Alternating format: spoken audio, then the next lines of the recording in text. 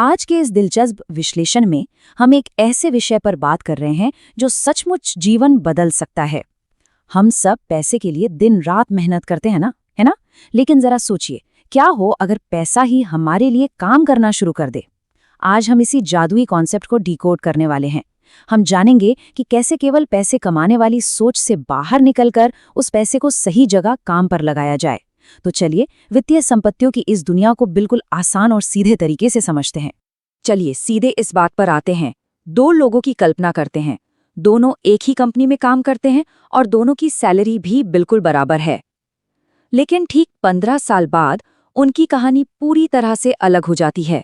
व्यक्ति ए हर महीने के आखिर में पैसों के लिए संघर्ष कर रहा है, जबकि व्यक्ति बी ने अपने लिए एक मजबूत संपत्ति और शानदार आर्थिक सुरक्षा बना ली है। अब सवाल ये है कि आखिर इतना बड़ा अंतर कैसे आया? इसका जवाब उनकी सैलरी में नहीं, बल्कि इस बात में छिपा है कि उन्होंने अपने पैसों का मैनेजमेंट कैसे किया। दरअसल उस दूसरे व्यक्ति की सफलता का पूरा राज एक छोटे से शब्द में छिपा है, वित्तीय संपत्तियां, यानी फाइनेंशियल एसेट्स। अगर इसे बिल्कुल सरल भाषा में कहें तो ये वो जगह हैं जहां भविष्य में मुनाफा कमाने की उम्मीद के साथ आज पैसा लगाया जाता है। इनकी वैल्यू किसी कॉन्ट्रैक्ट, ओनरशिप या फाइनेंशियल क्लेम से तय होती है, चाहे वो शेयर हो, बॉन्ड्स हो या म्यूचुअल फंड। इन संपत्तियों को समझना ही वो असली वजह है जिससे उन दो लोगों के बीच 15 सालों में जमीन आसमान का फर्क आ गया। आज की हमारी इस चर्चा में हम कुछ अहम पड़ावों से गुजरेंगे। सबसे पहले हम संपत्ति के अंतर को समझेंगे, फिर हम एसेट मेन्यू को देखेंगे, उसके बाद जोखिम, रिटर्न और विविधीकरण, फिर सामान्य गलतियां और अंत में बात करेंगे निवेश के भविष्य की। तो चलिए शुरू करते हैं अपने पहले भाग से, संपत्ति का अंतर। हम अक्सर सोचते हैं कि एक अच्छी खासी सैलरी मिल गई तो बस लाइफ सेट है, लेकिन सच्चाई इससे थोड़ी अलग है। सिर्फ कमाना ही काफी नहीं होता, और इसका सबसे बड़ा कारण है मुद्रास्फीति, यानी महंगाई। ये एक साइलेंट किलर की तरह है जो बिना शोर मचाए हमारे पैसों की ताकत को कम करती रहती है। इसके अलावा वक्त के साथ बच्चों की पढ़ाई या घर खरीदने जैसे लक्ष्य और भी महंगे हो जाते हैं। अचानक आने वाली मेडिकल इमरजेंसी या फिर रिटायरमेंट के बाद का खर्च, इन सब चुनौतियों का सामना केवल एक बंधी बंधाई सैलरी से करना लगभग नामुमकिन है। अब आगे बढ़ते हैं हमारे दूसरे भाग की तरफ, एसेट मेन्यू। निवेश की दुनिया में हर एसेट का अपना एक अलग मिजाज होता है। एक तरफ हमारे पास कैश और बैंक सेविंग अकाउंट्स हैं।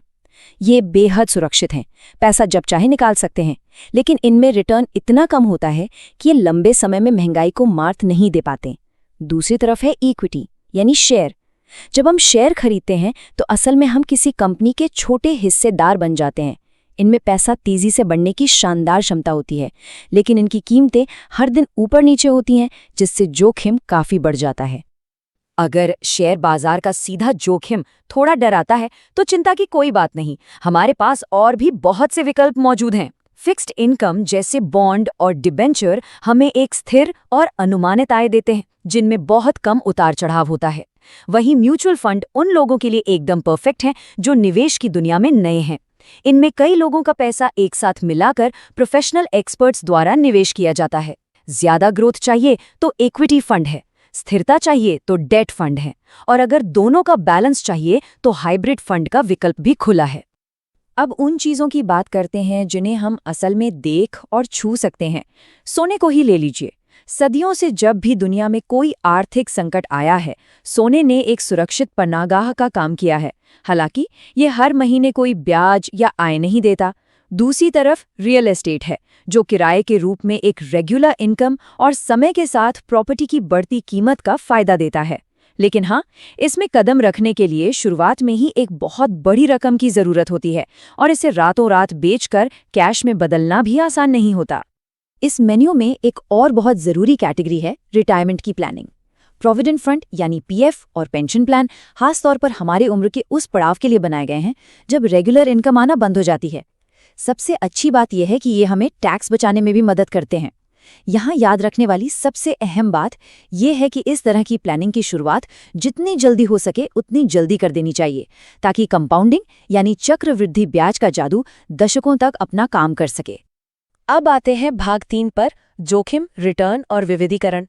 चलिए 3 अलग-अलग तरह के इन्वेस्टर्स की रणनीति को देखते हैं। सबसे पहले हैं हमारे नकद बचाने वाले। ये तरीका पूरी तरह से सुरक्षा को सबसे ऊपर रखता है और सारा पैसा सिर्फ बैंक के सेविंग अकाउंट में पड़ा रहता है। कागजों पर देखने में तो पैसा बिल्कुल सेफ लगता है, लेकिन असलियत में महंगाई चुपचाप उस पैसे की खरीदने की ताकत को दीमक की तरह खा रही होती है। 100% सुरक्षा की कीमत यही है कि आपके पैसों की ग्रोथ बिल्कुल रुक जाती है। अब दूसरी रणनीति को देखते हैं। ये तरीका बहुत ही आक्रामक है, जहां सारा का सारा पैसा सिर्फ शेयरों में लगा दिया जाता है। इस स्थिति में पैसा कई गुना बढ़ने की संभावना तो बहुत ज्यादा होती है, लेकिन जरा सोचिए, जब बाजार क्रैश होता है तब पोर्टफोलियो धड़ाम से नीचे गिरता है। अपना सारा दाव सिर्फ एक ही तरह की संपत्ति पर लगाने से जिस भयानक मानसिक तनाव और अस्थिरता का सामना करना पड़ता है, वो हर किसी के बस की बात नहीं है। और अब तीसरी रणनीति पर आते हैं, जो यकीनन सबसे समझदारी भरी है। इसे हम विविधीकरण या डाइवर्सिफिकेशन कह सकते हैं। इसमें पैसे को अलग अलग जगह बांटा जाता है, कुछ शेयरों में, कुछ म्यूचुअल फंड में, थोड़ा सोने में और कुछ सुरक्षित फिक्स्ड डिपॉजिट या बॉन्ड्स में। इसका नतीजा क्या होता है? जब शेयर बाजार का बुरा वक्त आता है, तब सोना और बॉन्ड पूरे पोर्टफोलियो को संभाल लेते हैं। ये एक ऐसी मजबूत नींव तैयार करता है जिसमें ग्रोथ भी है और शांति भी। इस पूरी केस स्टडी से एक बहुत ही शानदार बात निकल कर आती है। दुनिया के जितने भी सफल निवेशक हुए हैं, उनका एक ही उसूल है, कभी भी अपने सारे अंडे एक ही टोकरी में मत रखो। अपने निवेश को अलग अलग संपत्तियों में बांटना कोई मजबूरी नहीं है, बल्कि लंबे समय तक लगातार और बिना टेंशन के संपत्ति बढ़ाने का यही सबसे अचूक और आजमाया हुआ तरीका है। अगर हम रिस्क और रिटर्न को एक साथ रखकर देखें तो निवेश का एक पक्का नियम सामने आता है। जैसे जैसे हम बचत खाते से fixed deposit, bond, mutual fund और फिर शेयरों की तरफ बढ़ते हैं, हमारे मुनाफे की संभावना बढ़ती जाती है। लेकिन ध्यान दीजिए, उसी रफ्तार से हमारा जोखिम भी बढ़ता है। ऊंचे रिटर्न की चाहत हमेशा इस बात की मांग करती है कि हम ज्यादा जोखिम उठाने के लिए तैयार रहें। निवेश की दुनिया में फ्री लंच जैसा कुछ नहीं होता। बिना जोखिम के असाधारण रिटर्न मिलना नामुमकिन है। भाग 4, निवेश की सामान्य गलतियां। अब उन गलतियों की बात करते हैं जो अच्छे भले प्लान को बर्बाद कर सकती हैं। पैसे को बस बैंक में बेकार पड़े रहने देना महंगाई के आगे घुटने टेकने जैसा है।